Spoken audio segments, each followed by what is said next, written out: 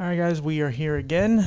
As I told him, just waking up from a nap, so bear with me here. But I'm excited to do this. This guy's a very sweet guy. I just enjoyed talking to him, and he seems very friendly, which, you know, weirdly enough, is a very underrated quality because sometimes, and he can be talkative because it's nice to, when converse with somebody, some people are hard to get things out of. And when you're doing an interview base or having a conversation, podcast aside, there are people I've talked to, and it's like pulling teeth, and the conversation goes nowhere. And obviously, in the business of doing podcasting or some sort of entertainment, that doesn't go well. But obviously, he's very friendly, and he has a really cool story. And what he's doing, I really appreciate. As I told him off air, is just everybody has their own way of giving back and doing something unique. If you're one of those individuals, and as he is, and it doesn't matter the way you do it. Your way is your way. It may work for some. It may not work for everyone. But nonetheless, he has his, and he's doing great things. So I appreciate him for coming on. So yeah, buddy, you want to tell us your name and obviously a little bit about who you are, what you've been through, and so on. Absolutely, yeah. Well, first of all, thank you for having me. I really do appreciate it, and it's always great to share wherever the common ground is, where we can help however we can in whatever small way that I can. So I'm excited to be able to, share my message and do what I can to, be supportive to people. So For sure. my name is Russell Solomon. I am I'm a parent wellness mentor. I gave myself that title, and basically, that comes from my background in music therapy. I've been a music therapist for more than 20 years, but in the last few years, I've been doing something really different. And what I do now is I help, let's say, successful, heart-centered parents of kids with special needs to actually eliminate stress and overwhelm so that they can show up for their families in a very healthy place, and then lead with love rather than frustration and overwhelm. And so from my music therapy background, I call that being in tune with yourself. And so when we're in tune with ourselves, then, life is a little bit easier, and the things that would be maybe the challenges that would cause us a great amount of stress or derail us won't be so bad because we're in a general healthier emotional state. So does that make sense? Yeah, for sure. No, absolutely. I was just gonna say, like, I Awesome. mean, on paper it sounds amazing. It's getting it done is because it's like we all say like you could say like the greatest things in the world. I would like to cure cancer. Okay, cool. But Right. how are you gonna do it? So yeah, like I said, it sounds amazing, and I'm interested to see how you actually made this happen. Yeah, that's a great question. And of course, I can make wild claims, and really the question is how do you do that? Sure. And that is definitely a super long answer. Yeah. But Well, I also want to say yeah, because you said I don't remember if you said it on here, but you mainly you're helping people with like learning disabilities, right? well, so I work really with parents directly Okay, parents. because Okay. yeah, parents of kids with neurodiversity or some disabilities in some way. Right. Because what I found over my time as a music therapist, but in my life and the people that I've known in my own family, is that there's like a lot of great things. I live in New York, and there's like a lot of great things. I shouldn't say things, but there's a lot of great um, programs and opportunities for children that help children, Sure. and it's beautiful. There's a lot of support, I think, is the word I was looking for. But I haven't really seen a lot of support for parents, and specifically, I mean, parents of children with special needs. Okay. And so I saw that I could kind of fulfill or not fulfill. I guess in my way, I saw that I had an opportunity based on my background and my own family that can help. There's some things maybe that I can say or do or help parents to have an easier time, to have less stress. And so the the I guess part of that is um, one thing is me trying to open up people's minds, and people who want this, right, to open up their minds to another possibility for themselves. So besides, what else is possible besides struggle, besides stress, besides overwhelm? Is there another way to do that? And yeah, exactly the how is one thing. but if I may, let me kind of begin to explain a little bit about how I do that. Would that be Yeah, okay? sure. Or, okay. So the first thing is that I like to help people see a distinction, to understand. So the first thing in helping people eliminate stress is to help them see where the stress really comes from, because with clarity of like what the root cause of the problem, and I say the problem, I'm talking about a person's stress, what that really is, and then when they see the root cause, they can do something about it. So what I say about that is that the your stress. So if I'm talking to a parent, right, I'll put this in like a second person, right? So your stress, your worry, your overwhelm, and all those things, the turmoil that we might live with each day, does not actually come from the challenges that you're facing every day. It doesn't come from the things that happen outside of you that you have no control over. And it doesn't even come from your child's difficult behavior, right? Even though I know it seems that those are the things that cause stress, or some of the things that cause us a lot of stress, it's not really that. The real reason, as I see it, that parents are stressed and overwhelmed is because they have not learned yet how to be more in tune with themselves to eliminate stress. So by that, I mean, they don't really have a stress and overwhelm problem, let's say. They have what I call an inner harmony problem.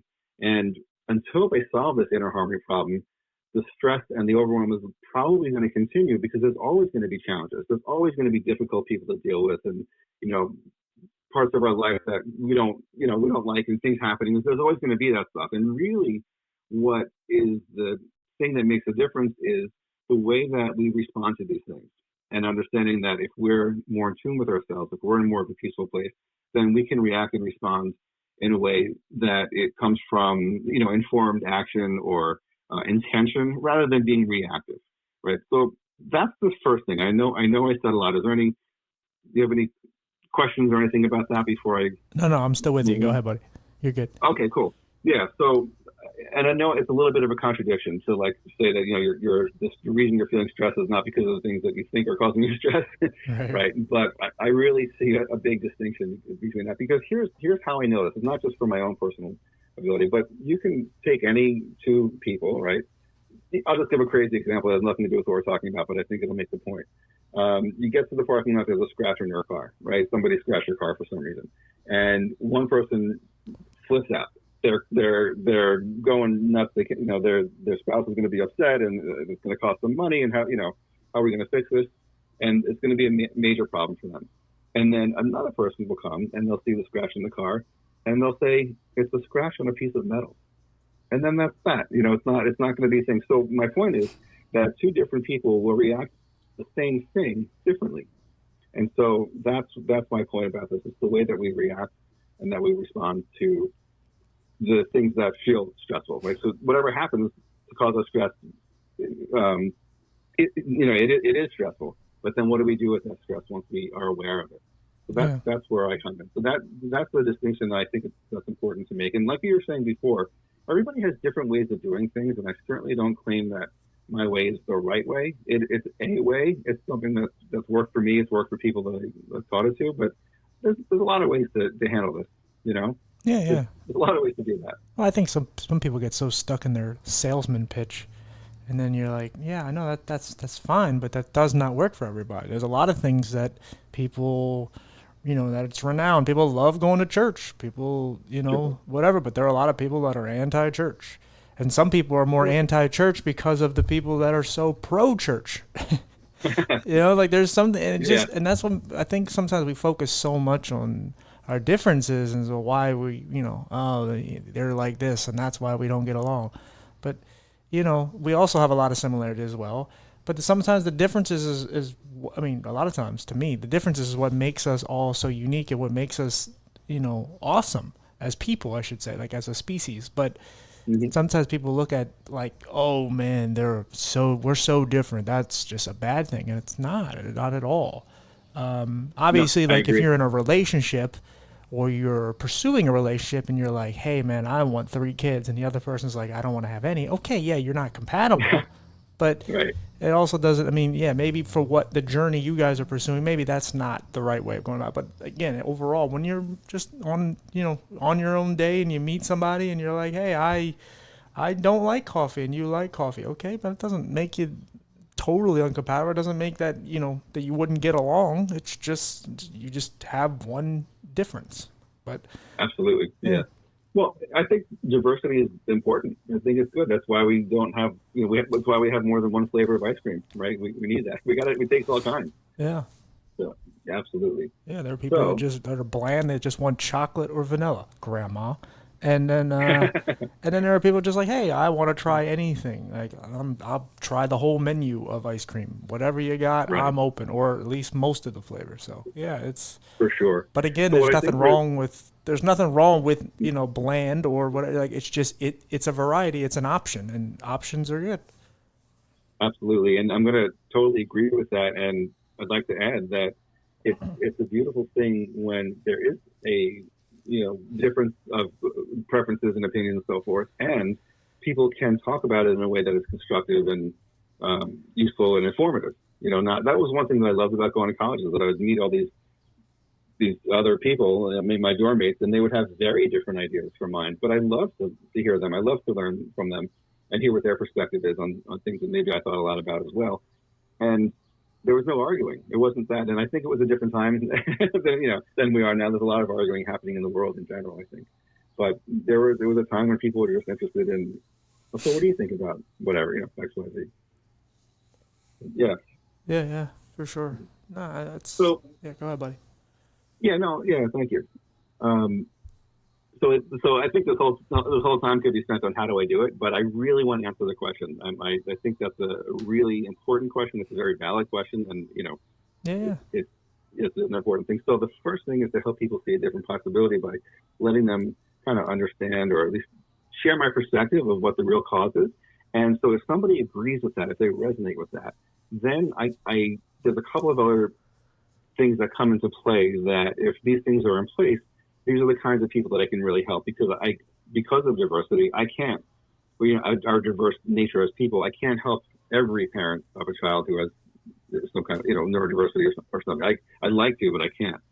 So it's the kind of people that resonate with my message and then kind of are attracted on some other factors. And then when they meet these, if you believe what I believe kind of a thing, then, amazing things happen. These are people who want strategies. They're open to this. They want strategies to stay centered and in control in those chaotic moments, so that they can keep their well-being, in a healthy place. They've had some success in their lives. So that means to me that, it could be financial, it could be in their career, it could be in other ways. It doesn't have to be financial or career-wise, but they've had success, which means to me that they are doers and they're action takers. That's who I can help the best. People who are hungry for this, who want a solution to all the stress, and they're ready. They're going to take action on stuff. So that eliminates some, and that excites others, right? The other thing is that I really like to work with people who are, I'll say, spiritually minded, right? So that they see the divine within themselves, they see the divine in their child, they recognize their kid's unique spark, they see their kid is capable of amazing things. But sometimes maybe they find it a little bit challenging to awaken that spark in their kid because they're navigating all their unique challenges, right? But they want to bring that to life for their kids. yeah, These are people who are great at creating a loving home and uniting their family, but because of the daily hustle of life and challenges and stuff that come up, it's hard to consistently maintain that harmony in their home. And so that's what they're looking for, that more harmony. So if we can align on those things, and you're open-minded to working with how do we, if you're open to having less stress and having more peace, then that's the first thing that needs to be in place. That's the most important thing, because if you're not open to that, then it's not it's not going to happen. So that's the next part. Are we good so far?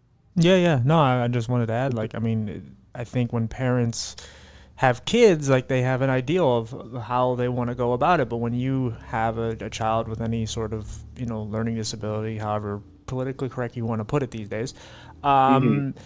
you kind of you have to throw a lot of that out the window. And so and there's not as many people. There's not like a manual of how to really go about it unless you have a parent who's experienced with this, or you have people like you who have ideas on how to kind of tap into it. Because there's a lot of amazing things about having a child with a learning disability, but you won't know that unless you know somebody who's had some sort of experience with them, or know people who have, because like I said, it is totally different than just having, I don't want to say normal, but whatever, having an Hmm. able-bodied a child. And so Yeah, and that's why it's amazing for people, whoever, like someone like you, to take your own swing at it and to try to help them and mitigate and help their situation out as best as possible, because again, regardless, it's going to be hard whether you exist or not. But for someone to come in and just say, hey, here, I got a method. Hopefully this will help you. Maybe this will bring you a little more peace. absolutely. So let me get a little more specific about what that is. Sure. Again, we're inching towards the answer, right? Gotcha. No, that's So fine. No, that's fine. yeah, I love it. I'm really enjoying speaking with you. So Cool. this is good for me. Cool. So um, so let me get a little deeper. So the thing is with this, um, helping them with stress relief is there's one thing. So let's say we agree on everything, and you kind of like you seem like we'd be a good fit to work together based on everything I just shared. What's next is to, and man, this is going to sound like so simple, but it's like it's critical. Right? If this doesn't happen, nothing else will happen after it. So that is to make a decision that the parent I'm working with needs to make a decision on a very deep level that they would rather live their lives with I say the word peace, with peace, or with not stress and struggle, right, or less of it, much less of it. Sure. So they have to want their peace more than they want to struggle, right? Even if they don't exactly know what that path might look like, right? This just has to happen. Like, yeah, I'd rather have peace in my life. I'd rather show up with love than frustration. And I don't know how that's going to happen, what that's going to look like, but that's what I know what I want. That's what I want, Yeah. right? Because if you don't know what the path ahead of you looks like, that's okay. That's my job. That's where I can help. But if they don't make that decision first, there's nothing I can do, right? Mm-hmm. So that's the first thing. And so they've got to make that decision, because what's going to happen is the technique that I teach, the process that I teach, will challenge that. It will challenge, like, did you really mean that you want peace more than or I'm using peace as a very big umbrella term here. Not struggle, right? Do you really want that more than you want your struggle? Because I say the universe will test you on that. So the way we do that, so okay, let's say they're a yes, they did it, they're in. Show me how. There's a very specific strategy that I teach, that allows the person to immediately eliminate stress through a practice of peaceful letting go.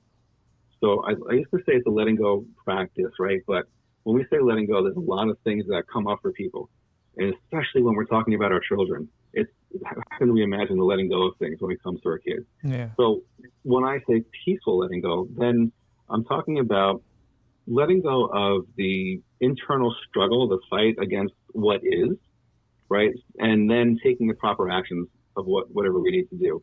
So we're letting go of the fight, but it doesn't mean that, I mean, the internal fight, the struggling and the stress of things, the turmoil, so that we can maybe see actions and then take actions that we might not have seen if we remained in a state of high stress. Um, so that's there.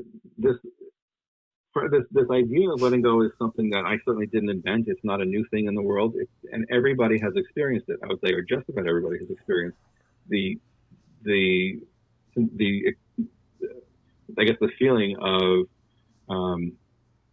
letting go, of letting something go that was that was hurting us, and now it doesn't hurt us. So it's not a painful thing. And so this is just a kind of a mental technique, although it happens, we have to use our mind to do it, but it happens on an experiential level, to let people go right to what is it they're feeling. I'll tell you what it is.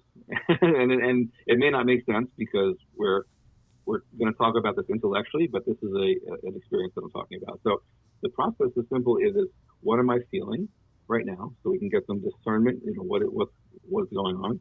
And then could I let it go? That's it. It's a decision to let go of that struggling feeling or not to let go. And each time we do that, either way is okay. But what happens is when we let go of the struggle, then sometimes there's something under there that's revealed that is positive. We see something, we can take an action, we can do something we haven't thought of before. So that's what I actually teach is this process of letting go. It's quick, it's simple. Once you experience it, which everybody has, it's sort of making that connection of the mental process and then the experience of letting go.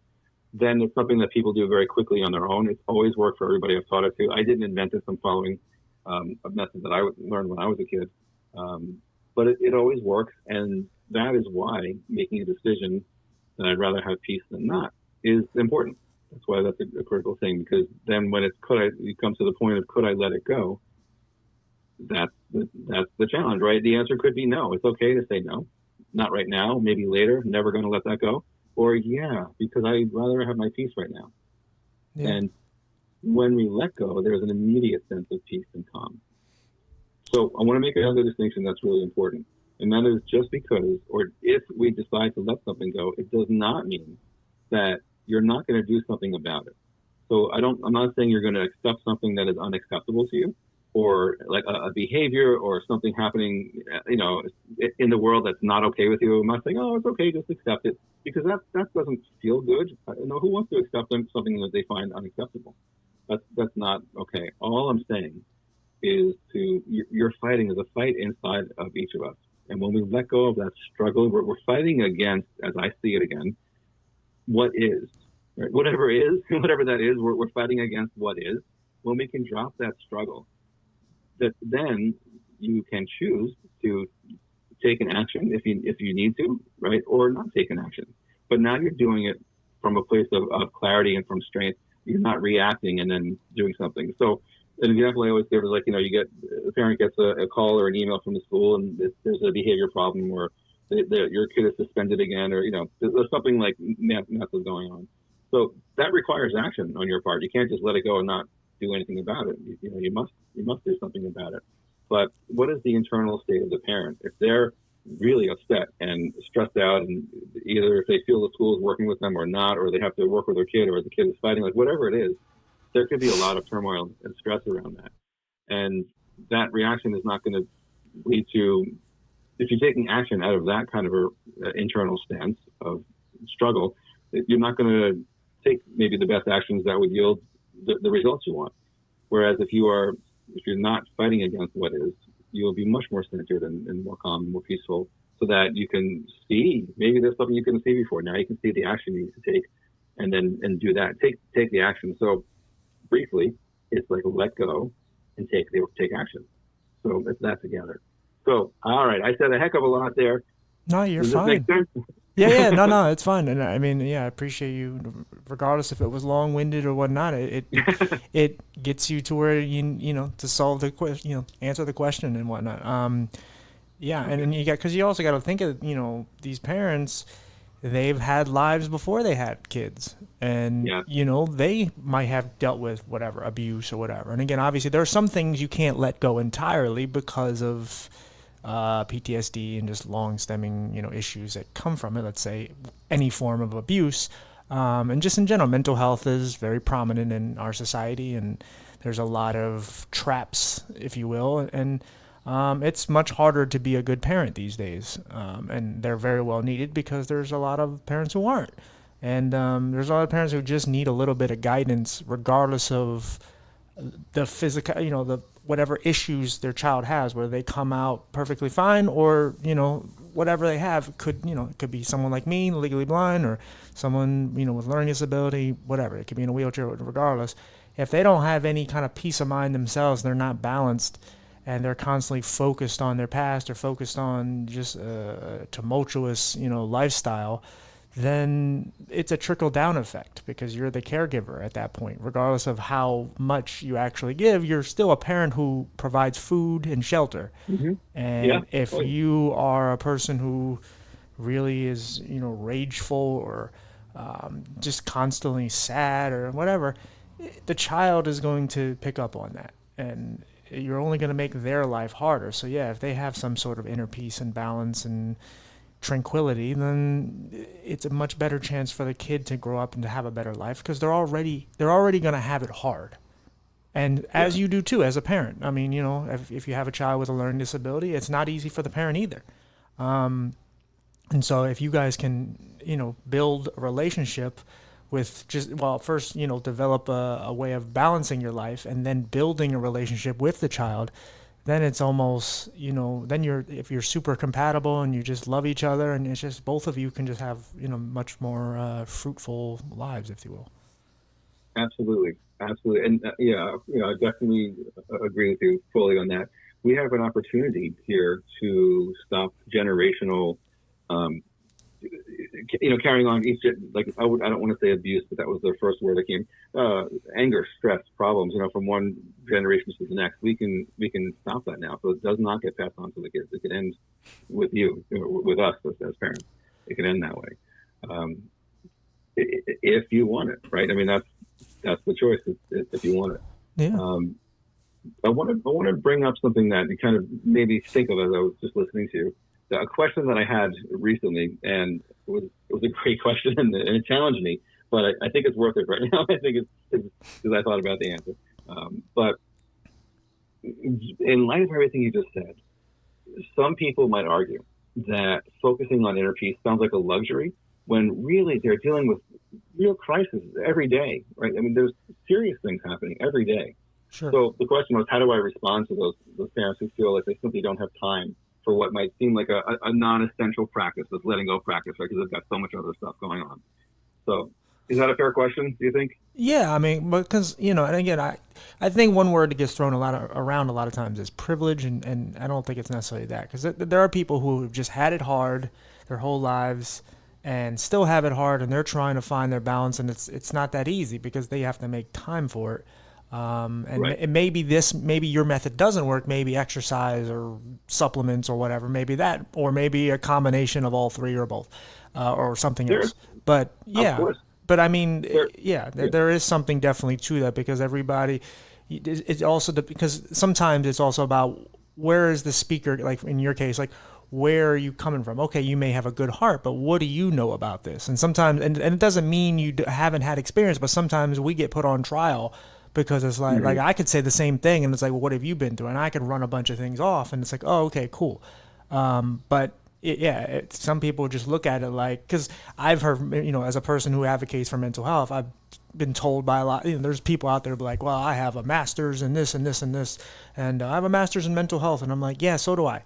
I just didn't go to school for it, but I can Hmm. guarantee you, I can, eloquently put it to where you'll understand that I understand what mental health really is, and I can try to do my Of best course. to help people. But there are people who said I went to school for this, and it's like I listen to them, and it's like I immediately tune out, because I'm like, yeah, Yeah. okay. So what is it that what makes you educated enough, or what experience do you bring to the table? So yeah, I could definitely understand how someone can come to that assumption. Yeah. Oh, yeah. Right. So for sure, it's not my way is not the only way. It Sure, is sure. a way, and I definitely don't claim that, but I do. Um, I know what it's like in my own life, and I know how it's helped me as a dad, and I know how it's helped the parents that I've worked with. Yeah. And I'm definitely the first to say that I am this thing that I do is not for everybody. It's not. So I'm pretty careful in the language that I use. I was saying it a little bit before about who my clients are, but I'm very specific. And not only can I not help everybody, but not everybody resonates with this. It doesn't work. The method works if they want it, but the idea, the concept of letting go or deciding that they'd rather have peace than not is not a concept that works for people. Sometimes people are just where they are, and that's okay. That's okay. I can't help people who are basically don't want the help. You know what I mean? Like that. But if they do want the help, then so far it's worked for everybody that I've done it with. Yeah. Um, so it does seem like a luxury, like this idea of like um, inner peace feels like a luxury when people are dealing with a serious crisis every day or nearly every day. But what I want to share about that is that the the luxury, this idea of a so-called luxury, becomes essential. It's let me back up. I believe that when you shift your inner world, then your outer world begins to align. Right? Not everybody believes that, but if you kind of do the inner work, the things outside of you kind of line up with that. And so, to me, inner peace is not about escaping reality. It's about enhancing your ability to face whatever's happening with strength and with clarity. So, in my case, what I teach is that this becomes a tool. Inner peace becomes a tool, not a luxury. It's something that is kind of you can do this at will. You can trigger this process when and if you want to. And then that's a lot of power in that, because just because I teach this letting go process, it does not mean I do not use it all the time. Yeah. I was sharing with you before, I had a little struggle just before we got on our recording. Right. And so I did not use it at that point. But what is powerful to me is that I know if I wanted to, if I chose it in that moment, I could have let that go. Or whatever the thing is, I could let go of anger, struggle, frustration. And then in that moment, I just decided not to. Right. But the choice that I could or not is powerful, because then that's mine. Then I own that. And then if I do it or if I don't, that's the other part of it. But that's a really important thing. So the work that I offer, the methods that I use, if the message resonate with people, if this sounds like it aligns with what you believe, it can be a very powerful process that can be very freeing. Yeah. It just can be a very powerful thing. We've seen some really amazing results with people, which is such a cliche thing to say, but right. It's been my experience. Well, I think, sometimes people are also afraid to kind of take a look inside and go, okay, what are, because for me, one of the things I've been big on is like purifying like my mental and just physical bubble, if you will, where or metaphorical bubble, where it's like, okay, what in my life, before I look at myself, what is causing me issues that I'm continuing to put up with? Let's say people. What people in my life that are just really not that great for me? Maybe they're okay people, but they're just hanging on and they're dragging me down at times. And it's like I think we've all, witnessed or had someone around us who, they're in quicksand and you're trying to give them the stick to pull them out, and they rather just pull you in with them.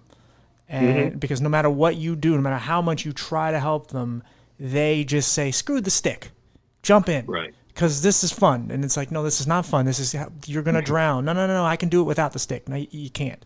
And so but on top of that, I've also looked back at people who I've had issues with. Let's say my father. I did an episode with him, and my sister, and just people that are important in my life. Are they worth repairing those relationships? And then you repair them, and you go, okay, that brought me a little more peace, because now I won't go to my grave, or they will go to their grave, or we won't have some sort of relationship, and we didn't try.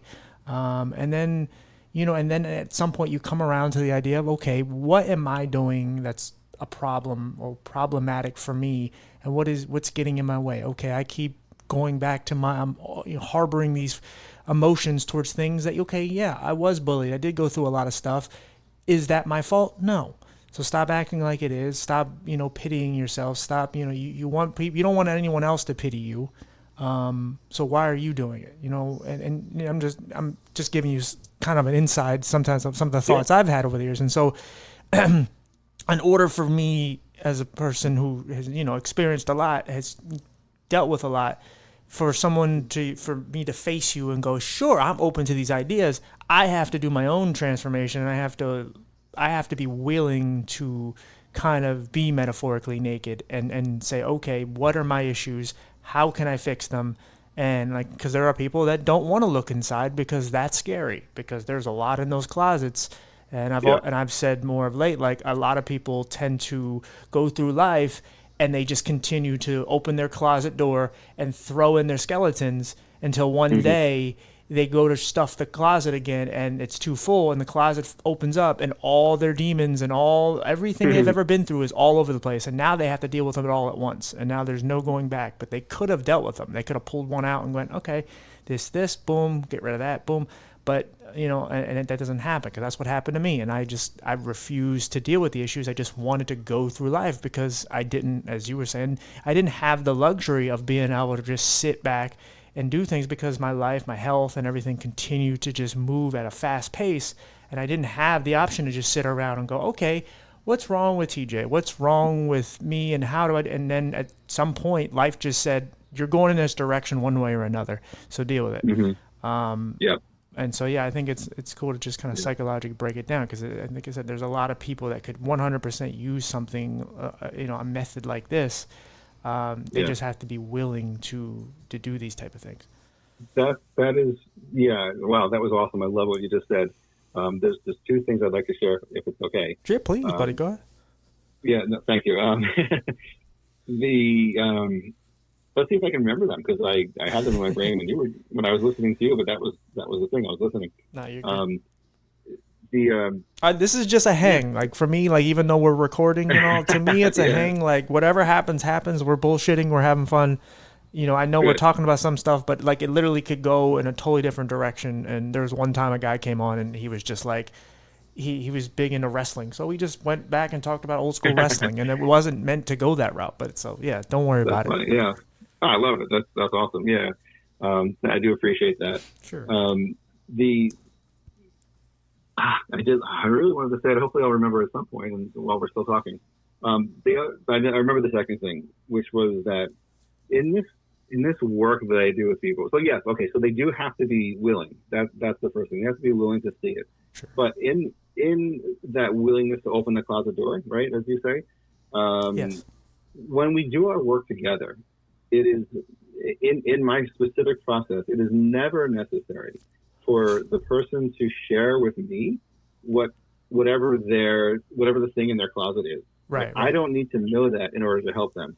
That is private, and if they wish to share it because they feel in some way it might serve them in some purpose by saying it or processing it through, like, that's cool. I can listen, but it's not. I'm not gonna.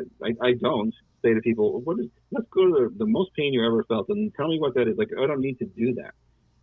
But because the person knows what it is, they know what they're working on, so they don't have to share that.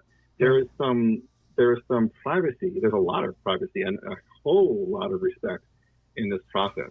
All I want to do is guide people to very, very simply, what are you feeling right now in this moment? What are you feeling?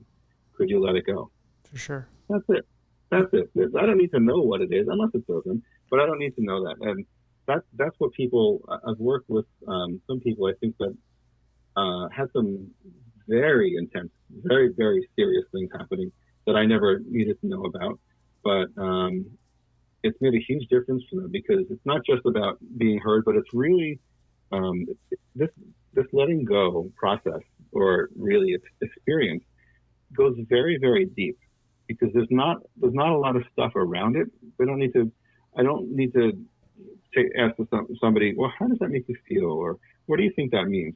And those are good therapy questions. Certainly, I've been asked them. I have asked them to other people, certainly. But I don't find that it's helpful. In a certain way. I mean, I understand that self-reflection can be helpful, and I'm not knocking that at all. But in terms of helping me solve my problem, like, what does it matter how it makes me feel? Right now I'm feeling this way, and I don't like how I feel. It's not good. As opposed to, are you aware of what you're feeling? And could you decide just in this moment to let it go?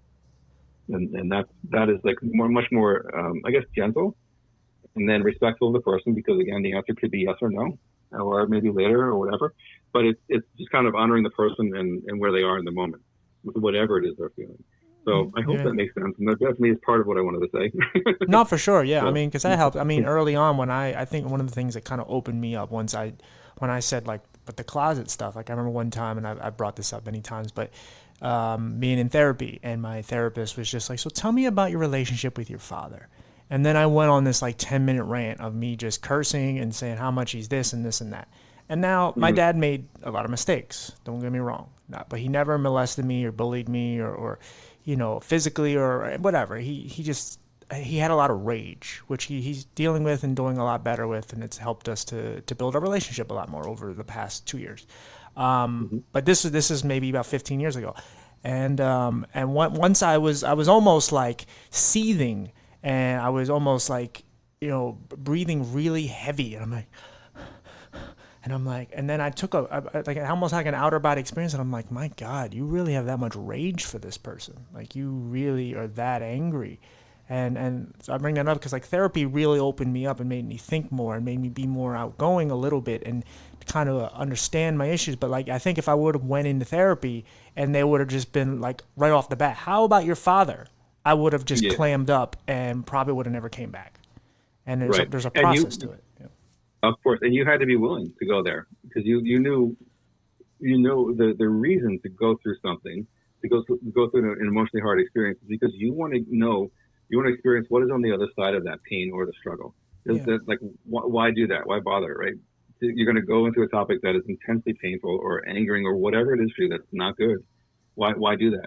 Well, it's to get through it, right? It's to go through that and to eventually make a decision to let it go, as I see it, as I see it, or not let it go and stay with it and let it live with you, let it stay with you until it's not there, or if that happens. Um, Again, yeah, I'm always kind of just thinking about it. This is a way, Right. and there's a lot of ways. There's many paths. There's a lot of different kind of songs here.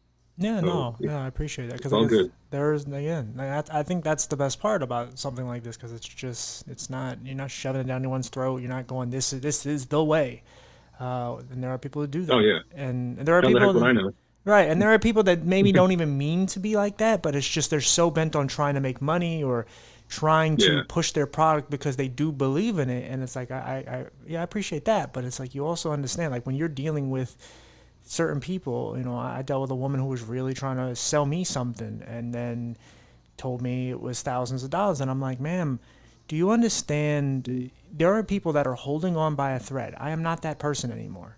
But if you would have caught me 10 years ago and I would have been hanging on by a thread and I was looking for any reason to fix my mental health, and Mm, then you would have told me that this was going to be $2,000, I might have killed myself because I already hmm had a suicide attempt. I was already barely hanging on. And I'm like, you're hmm playing with fire because you spring the price out at the very end. And there are so Yeah. many people because then she did the question that pissed me off to no end. How much is hmm your mental health worth to you? And I said, don't do that Yeah. because anytime anyone's Yeah. ever asked me, would I rather heal my eyes or my mental health? I always say my mental health first. And my eyes is the Yeah. first, and that's the first part of my life. And I've learned to deal with my eyes, and they're hmm I have severe eye damage. hmm But I can see some, and I'm learned to live and love that.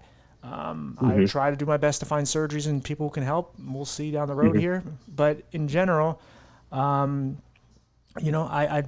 I don't like people who, again, I'm all for people making money. I'm all for people having their ways of doing things regardless. I mean, like I said, there are people who just say, look, if you do these exercises, you go to church, and that those I can't say those are wrong ways either. But it's when people are so adamant and they lose their touch with reality and they forget who who they're selling to, who their core audience is. And it's like if you're dealing with people who've got it hard, guess what?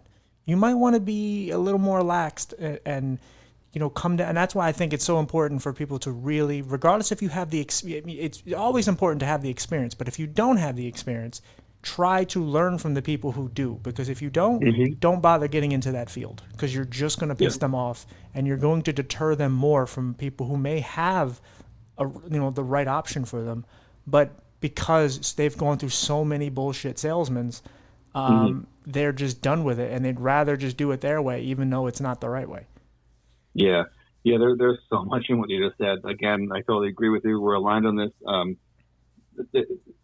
I am. This is why I'm so grateful to be speaking with you and to be able to share this message because I'm not a salesman. I have no training in that, but yet I do have a business, right? So that's kind of part of like what I need to do. But what makes this so much easier for me, because I have been the uh, prospective client in in a high ticket, high pressure sales situation, and that feels terrible. I don't want to do that to people. There's enough stress in life, you know. So what makes this so much easier for me is I share my message. People resonate it or resonate with it or don't. I have a master class that I love to tell people about because we can go deeper into this. If they watch the thing and they like it, great, that's awesome, right? Then we get together, we have a phone call, we talk about stuff. And if we keep resonating, we keep feeling like we're a fit, we feel like we're friendly, I feel like I'd like to help them and that they want my help, they feel like they like me, they want my help. It's just so much easier. It's just a natural, easy thing. I never would push or sell or try to close anybody into this program, to my Intune Parents program, because that's no way to, that's not a way to have a relationship where you're trying to help somebody. That's just not it's just not a good thing. If we feel like we're a fit and it's mutual along the way as we're uncovering what it's like to work together, or as they ask questions about what it's like to work with me, and it keeps on being a fit, then great. The obvious next thing is for them to say, let's do it. Cool. And if it's a no at any point, okay, that's fine. Why would I, first of all, respect people? Second of all, why would I want to try to convince them to do something that they're not aligned with? That's not selling. I don't know. I don't think selling is making somebody do something or buy something they don't really want to buy. I think that's a very big disservice, especially if it's like many thousands. That's not right. So if there's a fit and it's smooth and we're all good, awesome. I almost kind of like let them. They have to kind of come to me. They have to kind of, I don't know, because I'm too gentle maybe for it, but they kind of have to like. I don't want to. I want to be careful with how I'm saying this. No, but you're good. Yeah. I wouldn't push that, but it's almost like I'm waiting for them to be like, okay, I'd like to do it. Like, how do I get started? How do I do it? Instead of me saying like, well, do you want to, because then it's more of I think a respectful or gentle way to let them come to me because they feel like because they would like my help, because they feel like I can help them. And I'll very direct with you. I'll be very clear and honest here. I've spoken with a lot of people over the phone, and a lot of the time it's no, thank you. It's a no, and there's a million reasons, but that's okay. If it's a no, my answer is okay. All right, no problem. I don't do the sales thing. Well, what about this? And what if you don't fix the problem? What's it going to look like in 5 years? Like that's not a nice thing to do. And again, I've been in that situation as a prospective client. Yeah. The famous sales question: what happens if you don't fix this problem?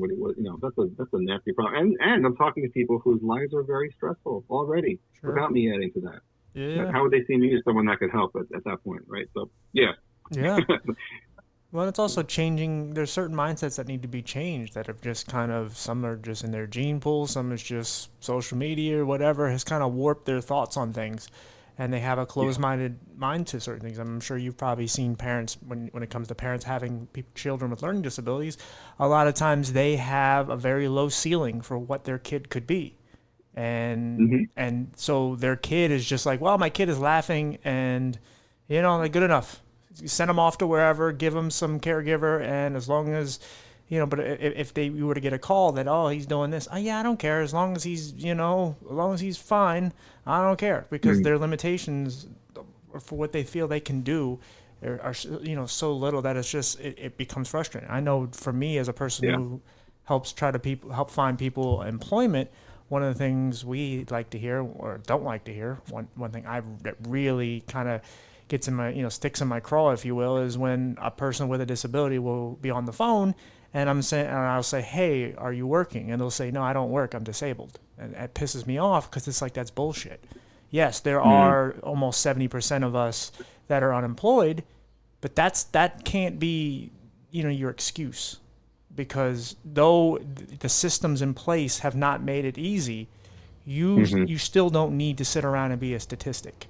You can try. Right. I'm not saying it's going to be, and again, it's easier for some and harder for others.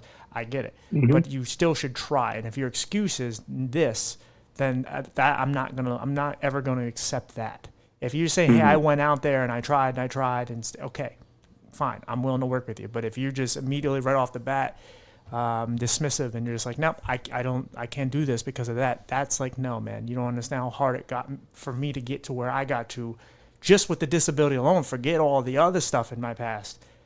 I had to fight every day to be in the position I'm at, and I still have to fight for it. And my goal is to try to make it so people don't have to fight as hard for people in my position, whether it's mental health, trauma, a disability, what have you. And so I think, that's one of the hardest things is when you're trying to reach people, you gotta really learn case by case. You got to just figure them out where they're at and hopefully try to find some sort of method that works, because I deal with clients and there are things that I would do naturally that work easy. And it's like, okay, boom, this is an easy relationship, right? Like, even like I said in the beginning about a conversation, you and I we've never talked before, but we're flowing and having a good conversation. But this isn't always going to work with just anybody. You have to be willing to be open-minded and willing to share your stuff, and you have to be willing to conversate back, and obviously being on a recording. And so there are people who don't want to do that, and it's just, you're, again, not compatible, and you have to find an alternate method on how that works. maybe still Right. within the confines of what you do, but in general, still you have to alternate because you can't just do one straightforward thing when you're dealing with people, especially the type of people you're dealing with, parents who have children with learning Hmm. disabilities. Like they have it hard. It's as do the children, and so but they're coming to you and they want some help, or you're going to them. And it's like, yeah, like I said, beyond just the fact that maybe you're trying to sell yourself, you're really genuinely trying to help. You have a good heart, you care, but a lot of people say they care, and a lot of people say they have a heart. So you Right. have to stand out in your own way, because Yeah. people will show up at your door with a smile. I mean, you look at, let's say, waitresses and waiters. You don't believe shit they say because, and they're probably all good. A lot of them are good people, but you're just trying to get a tip. So Hmm. you're Hmm. kissing my ass, right? You don't care about me. You really Yeah. don't care if my steak is burnt. Right. You just hope you get a tip. So Or how my and day was. Yeah. right, you don't really. Oh, the weather. Really, we're talking about the weather. We're indoors. Yeah. So, Yeah. yeah, It's a tricky thing. Yeah. I'm sorry to interrupt you. you're good, buddy. You're good. It's a tricky thing because of course I would like to get clients. Of course I would like that. And yet, if we're a fit, I mean, that's just simple. If do they want my help, and secretly, do I want to help them? It needs to be, there's a mutual aspect to it. And it's a there's a level of trust, there's a level of compassion, of empathy that needs to be there, and then for everybody, for me and for whoever I'm working with. And it's also, it's always with their permission. Would you like to? How does this feel to you? How does this sound? All that kind of stuff. And it needs to be mutual along the way. And then when there's a good fit, then there's no resistance. There's no, the work is in getting these people to let them feel or uncover their own, what I would say as innate peace. I think innately we're peaceful. I think inherently we're peaceful and gentle, still, and calm. And I think that there is so much happening in our lives and in the world that keeps us, I guess, in a way, out of touch with it. And for some people, they're more willing to do what's needed to get there, or I guess I shouldn't say get there because it is there, but they're more willing to do the work in looking at it and doing the letting go and so forth than other people are. And everybody's on their own path. When I mentioned that I like to work with people who are spiritual, I don't necessarily mean religious, which it can be. That's fine. Yeah, yeah, But yeah. people who see that, that they believe in something bigger than themselves, that we're connected on a deeper level than what might be obvious, just in the first, the way things seem, between humans.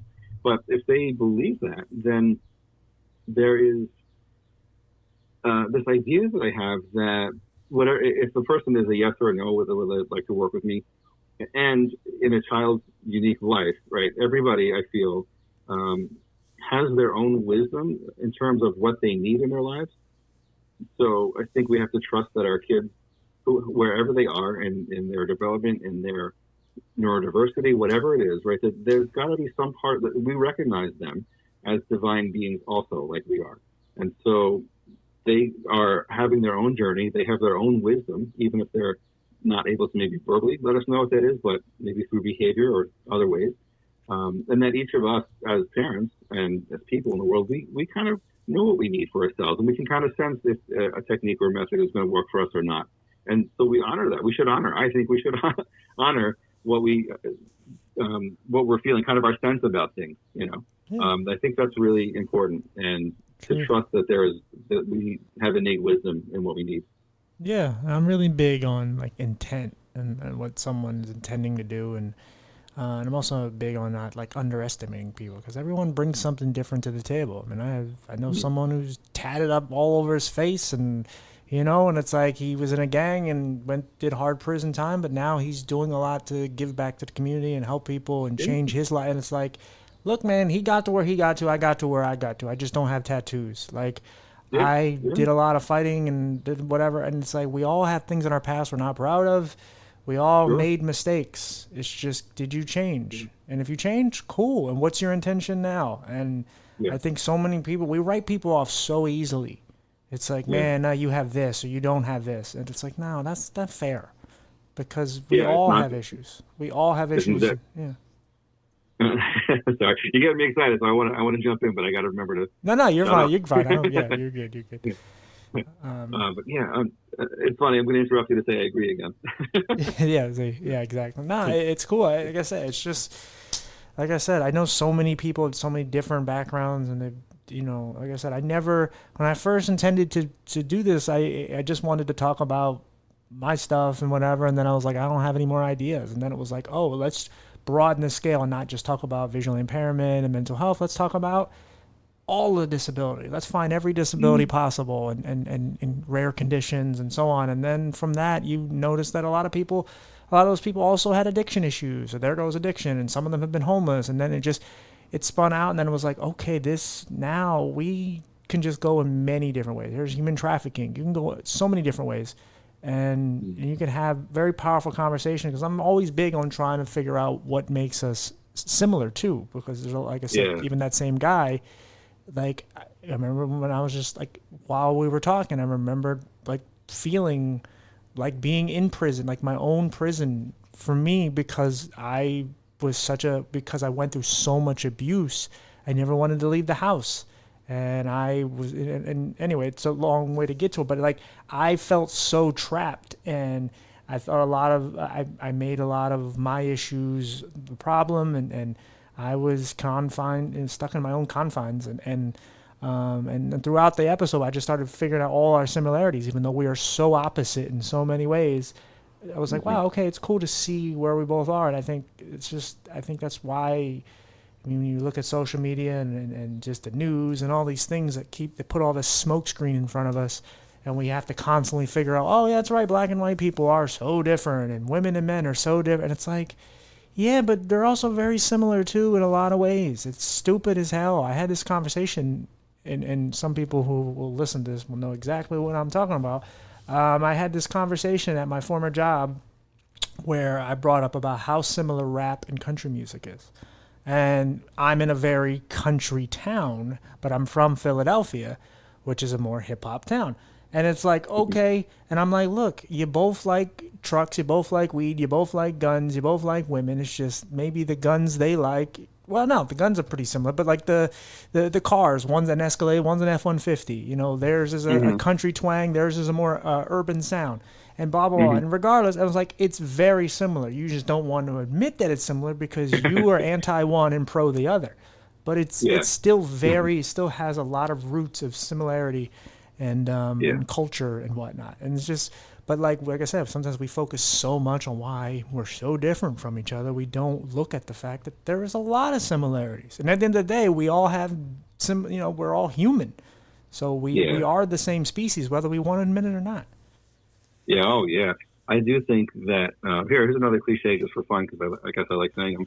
But I do think that we have more in common as humans than not. And I think when we're looking to find out what do we have in common, as you were just saying, I think that goes towards wanting to live with peace more than wanting to struggle. Right? What's the same? Yeah, there's a lot of differences. It's easy to find things we don't agree on. Yeah. But what do we have in common? And so why, right? Why do we want to look for what's in common? So that we have a peaceful life. We don't need to add more struggle to what's already there. Well, and a lot of times the people, I've said this many times, that a lot of times the people that are most likely to screw you over are the people who look like you.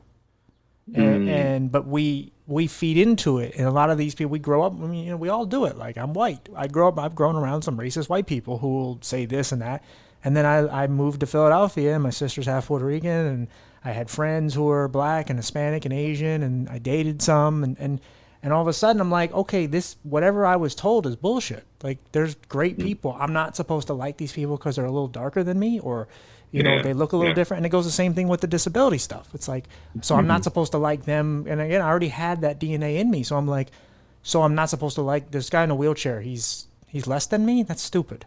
Or someone who's totally Mm, blind, they're less than me. No, that's stupid. And I've seen yeah. people even in the disability community of just putting them down because they're more abled in some way. Hmm. And yeah, a lot of that is just it's complete idiocy, and Yeah. but you deal with it, and I'm lucky enough to have the experiences that I've been able to move out and experience other cultures and other people and just learn to love. And, like I said, there's no matter what I advocate for, like disability, there's a lot of shitty disabled people. I'm sorry. I love y'all, but there's a lot of shitty people out there that don't want the help and they rather sit around and do nothing. And I don't, but I still fight for them anyway, because I can't, it is the creators of South Park said, it's all or nothing. And so you either fight for none of them or you fight for all of them. You may not want to fight for some, but you have to, because they got to where they got to, and unfortunately their circumstances put them where they are now. And maybe you can or can't change their mindset, but you still have to fight for it anyway. And I don't just fight for my own peace of mind. I mean, I want that obviously, but I also am trying to make it a better place for people in general, but especially people with disabilities. So. Yeah, no, that's really, this is such a beautiful thing. What a beautiful mission or a message that's beautiful. Yeah, and they also have to participate. They have to want your help. They have to want to do it or not. If you want to represent everybody, try to help everybody, but for those who are not willing, there's nothing that you can do. You can extend, here again, another cliche. You can put out your hand, right, but they have to take it. So. One day I'm going to figure out how to say all this stuff without all the cliches. It's all right. Yeah, it's all I'll good. Figure that out one day. Or just change your last name to Cliche. Screw it, whatever. There you go. I mean, as we kind of get towards like wrapping it up and all, you don't have to answer this, but like, have you been through any like real hardships yourself? Oh yeah. Figured you had. Yeah. Certainly, yeah, sure. We all have a reason for getting to do the work that we do, right? Sure. We all could be our own clients. All these coaches can be our own clients. Don't mind sharing. Is there anything specific you want to know? No, because again, kind of going back to what we said earlier, is a lot of times people will say, "Okay, bullshit. What do you know about this?" And I think it's very important, as a person who's trying to do so much good, and whether anybody listens will be a client or not. I think it's when people just listen to your story and it's like, okay, he seems like a nice guy, but it seems like a nice guy doesn't, pass the test. So like, I think and again, because I don't know all of you've been through. So even if you want to do a small rundown or you want to go into something specifically, you do it. Like I said, it's your episode. So I'm very free and open. So you do whatever you feel is comfortable. Oh, yeah, that's awesome. I definitely appreciate that. So I'm not sure where to start with that. I'm definitely willing to share some of it.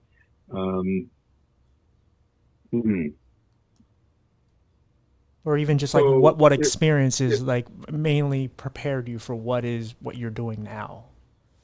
Okay, all right, that could be that's cool. Yeah, because I'm not trying to pry or anything. You share whatever you want. Absolutely. So there's like that fine line, of course. So this is going to the issue of credibility, right? Sure. Who am I? I make some good claims and say a lot of great cliches. I guess I think they're great.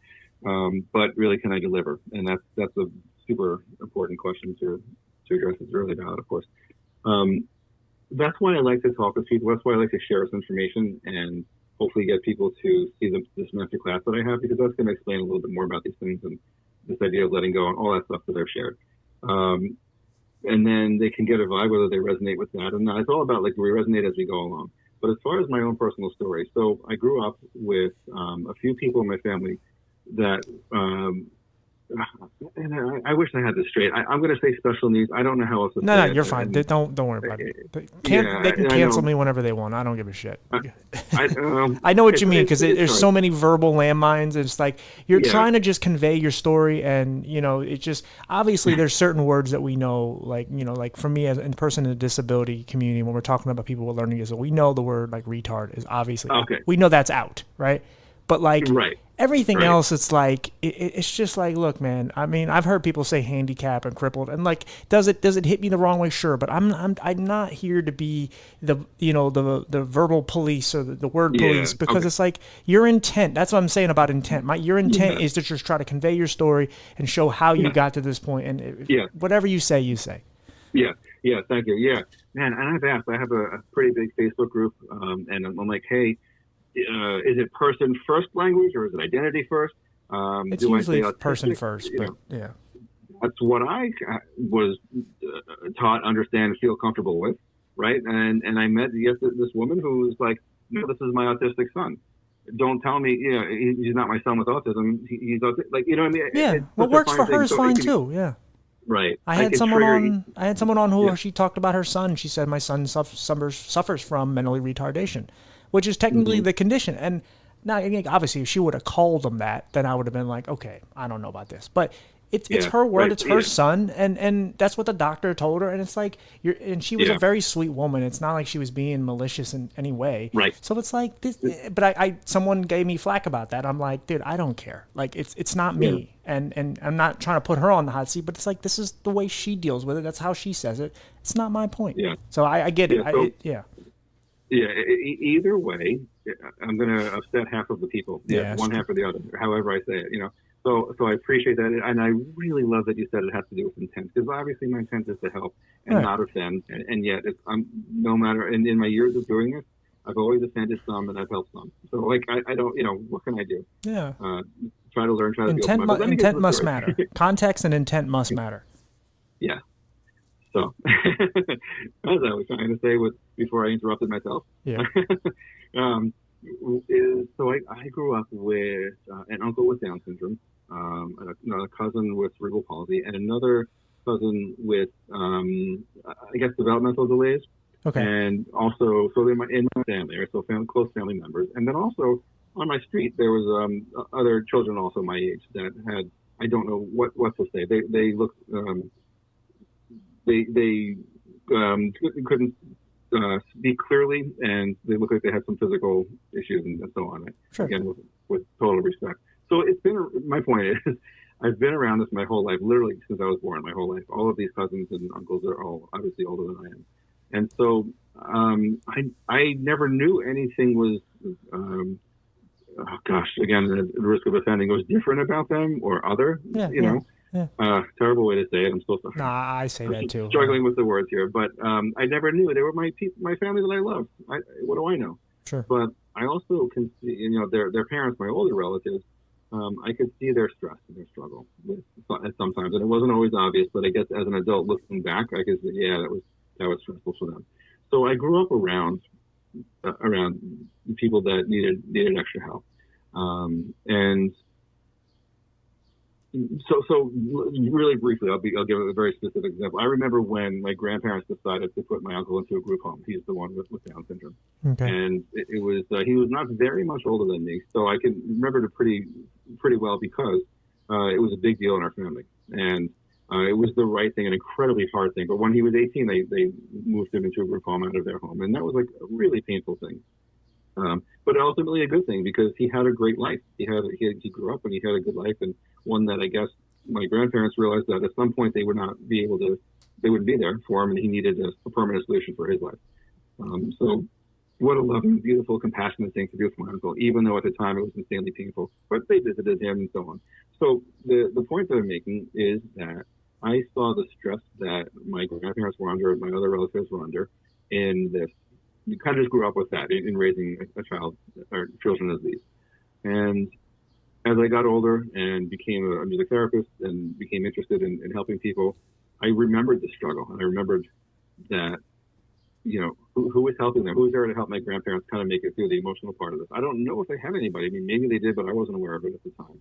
And I recognized that with the experiences that I've had in my life in terms of learning how to let go in terms of the professional stuff and being a music therapist and helping people that way, I could bring these things together and offer some compassion, some love, some guidance, and yet some actual techniques, some things that there's a concrete, measurable thing behind this to bring this all together and help the parents that I didn't see at one point. I didn't see anybody helping, but I know that's not true. There are definitely people that work with parents and help parents specifically.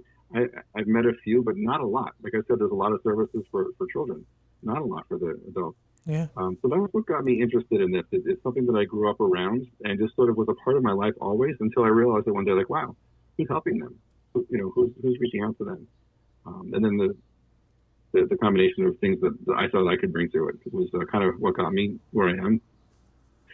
So I hope that's a good answer. No, it is. Like I said, I think it's always important to know, what your intent is because, like I said, you always hear random things like, "Oh, why is there so many gynecologist men?" right? And you automatically go to the intent why. Even if it's right or wrong, you just automatically assume things. Or why, Right. why do you want to work with children? And shit like that. Yeah. And again, Yeah. there are people who mess that up for people and whatnot. So I think in reality, I think it's just nice to know, again, what experiences you have. There are some people that stumble Yeah. upon and, just stumble into this. There's some, I had a friend on who started advocating for people with disabilities, has no disability whatsoever, but she had a friend who had a disability. She became really good friends with her, and she was always picked on, but she made sure she sat down with her at lunch and she gave her a friend, and she saw what her friend went through. So it was like, that was her experience. Even though it's not exactly the same, she was just like, I want to protect people like her. And then there are people, and kind of like you just, you had family members and you saw what your family went through, what your family members went through, and you're like, okay, these are people, I love them, they're different in their own ways, but they're still people and they're still worth love and value, and they're still, Of course. someone we Oh my care, we God, care yeah. about and should be protected. So Yeah. how do we help them and protect them? And so, yeah, I think it's good to know, because like I said, there are people who will look at you and go, okay, sure, you want to help them, but like, why? What do you give a Right. shit? You're not like them. And I think it's good to Right. know, like, when because again, you don't have to be them to understand them entirely. Like, to me, parents and family members, friends, people that are really close to the situation, they are affected too. We can't forget that. And I'm Yeah. a person with a disability, and I saw everything my mother went through. I saw everything my hmm mother sacrificed. I saw hmm what a lot of people went through around me, and it made other people's lives harder. And I'm not trying to make it like, I was a burden or anything like that, because they love me and they were willing to help. But I saw Yeah. what they went through, and I can't act like that didn't affect them. Of course it did. Yeah. Yeah. I gotcha. Yeah. And so in the same Yeah. way for you, like, it's just because you're not them doesn't mean they didn't affect you in one way or another. So For sure. And the other thing I'll just quickly, really quickly throw in is that we have a son who's 15 years old, and he does have ADHD. He's got sensory issues. He's got anger issues. sure. So that there is neurodiversity there in the ADHD, and so it's been. He's an awesome kid. He's great. He's super funny. He's just really strong. But there are to a degree I've lived with this, but in a different way. It's not, he doesn't have autism, or he's not autistic. Every parent the experience is different, of course. But to a degree, to my experience, this is what I can relate to. So I'm not completely outside of the realm of people that I help as well. Yeah, I think there's something really powerful about someone who doesn't have those problems, who wants to help. Because I think that's something where it gets very divisive when, when we talk about anybody who's different from another person. Like, let's just go back to what I said earlier, like race or gender or any of these things. It's like, well, how do you know? Why do you care? Well, you're nothing like us. And it's like, no, that's wrong. Because when you look at history, how we got things done is unity. And it's not to make white people better than black people in any way, but it's like how slavery stopped is a lot of white people had to say, this is stupid. This is ridiculous. For women to vote, men actually had to say, yeah, of course, let them vote. Or gay people to get married. Straight people had to because the majority has to have a say in it, because otherwise, how are you getting anything done? You have to sway What a them. great point. And I think we tend to just go so far from thinking that we just, because I've seen it in the disability community. It's like, well, the able-bodied people, they just screwed it up for all of us. And like, yeah, okay, I get all that. But if we stick with that thought process, we're never going to get anywhere, because there's a lot of great able-bodied people. And I think when we put all these people in all these different categories, it just sucks, because it's like those labels, things, they just stick with you. I know that firsthand. You say you're visually impaired. Hell, there are people who will yell in my ears and go, "Ha!" And I'm like, "That's deaf. That's a different department." Like it's ridiculous. Some of the things you have to deal with. That I've learned to be able to kind of become more comfortable in my skin, and I seem to. I mean, from what people say, and I know I am, but I carry it pretty well. So it's like I could get around very easily, and people they don't really even know that I have issues. But it's like, regardless, I do.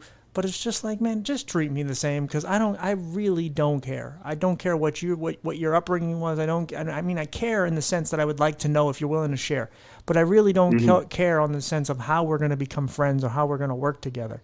It means nothing. Like, let's just work it. Okay, you're black. Okay, you're, whatever. You have dwarfism. Okay, you whatever. Like, I don't care. Let's just talk. We'll figure it all out in the end. As long as we have a common goal of wanting to work together and figure things out, then it'll all work itself out in the end. So yeah, just like absolutely. I said, context and intent mean everything. Yeah, so we said, and also the unity. I hear what I'm hearing and what you're saying is the unity is what gets things done, and we kind of need each other. We kind of all need each other. Yeah, I think the thing that I'm with this podcast, beyond a lot of things, but the one thing that stood out to me that I was most proud of is when last year I was going through just kind of the discography of it, or just looking through all the guests and stuff, just kind of just meandering, not really doing anything, and I'm just like, wow, look at how many different, I mean, I sought after disability, like how many different types, like every possible. I really did seek that. But when I was looking even deeper, I'm like, look, there is gay, there's straight, there's women, there's black, there's Asian, there's Middle Eastern, like that. I didn't try to go, let's have more Hispanic guests, but they're there. And, I don't know who's the most represented, but everybody is represented. And it's like that I was proud of, because that's me in a nutshell, but also it was never intended. I just wanted to have people on, and however it happened, but I'm like, wow, look at all these people, and they're all so different in their own way, for obvious reasons, some not. And it's like, oh, great. And yeah, I've always been big on that, because like I said, you go through history, and when you get things done, we get things done together. We don't get things done by ourselves. You can get some things done, but at the end of the day, when I'm screaming my head off like, hey, I want people with disabilities to have it easier, I'm not saying that for myself. I'm if anything, I'm barely talking about myself, because I always figure I'm going to find out a way. But there's a lot of people that don't have that mindset and are really in the trenches right now and are really struggling with their identity and with their reality. And it's like, you know what, man, I got to try to be out here fighting for them. And hopefully my small piece can be a part of a bigger puzzle to help solve the issues. I'm never going to be foolish enough to think I can be one man and change everything. It's not going to happen. And I don't want to be the only person. I got you. That shit's lonely and more frustrating and more hassle. I want a bunch of people. You need a movement without, destruction and, and rioting and all that. I just want to be able to make some change so people understand this. I've never cared about the words. I want to focus on major issues. I just want to get like one thing in particular. I just want to have so that more people with disabilities are employed. And it's like, that's just one thing, but it's like, just that. Let's just start with that. Let's just, I don't care how people perceive me anymore. Like, it's like, oh, you're the blind guy. I don't give a shit. Because at some point, that's never, when we work next to each other, that ain't going to add up. Because I'm going to bust my ass. And if you think you just, because I've worked with people who were considered less off than me, let's say they were totally blind or whatever, and I was getting my ass kicked, and I'm like, wow, I better change my mindset real quick. Because and I better man up and start working hard, because this motivates me, and that's going to make me work harder.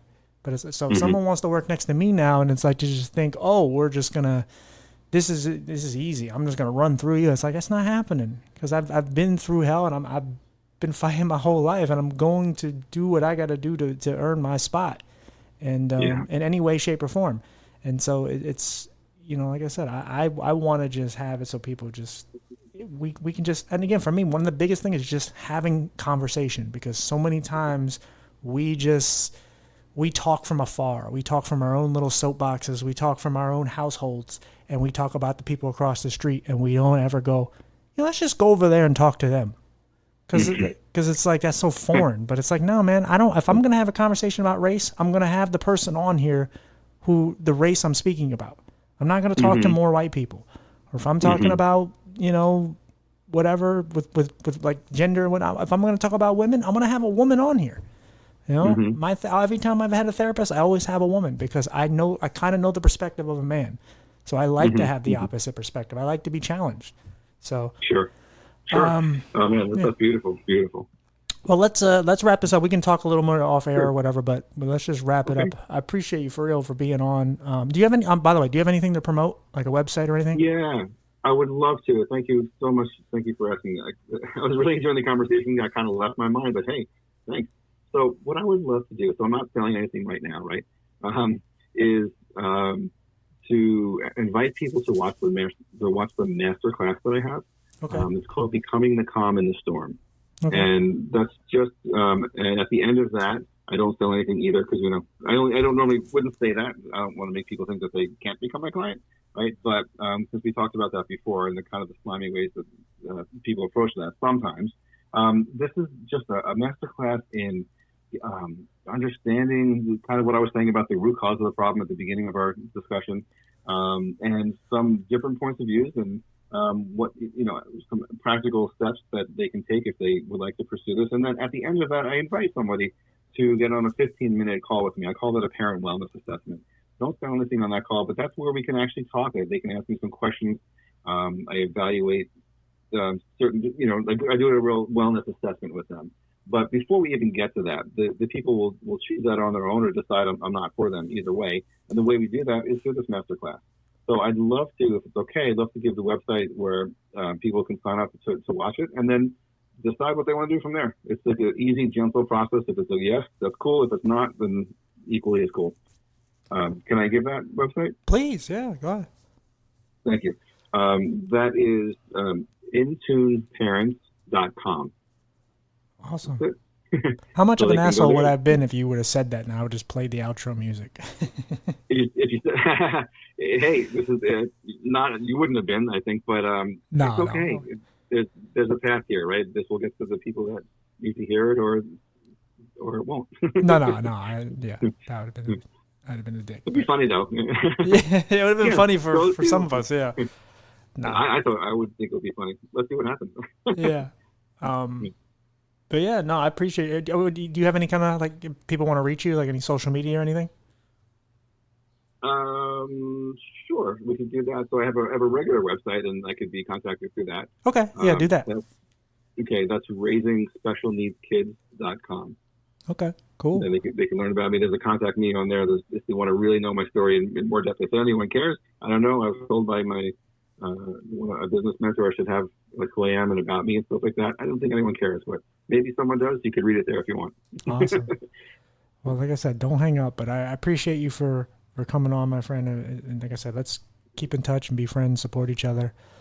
Thank you. Yeah, I'd love to. I do appreciate it. And like I said, I always put this out to anybody who's been on the show. Some take my advice, some don't. But, you ever need someone to talk to, I'm around. So. Oh, wow. Thank you. That's awesome. I appreciate that. And let me send the same offer to you as well. Awesome. So thank you. That's great. You got my number. Absolutely. All right. We're going to go talk off air. But thanks, everybody. And we'll see y'all later.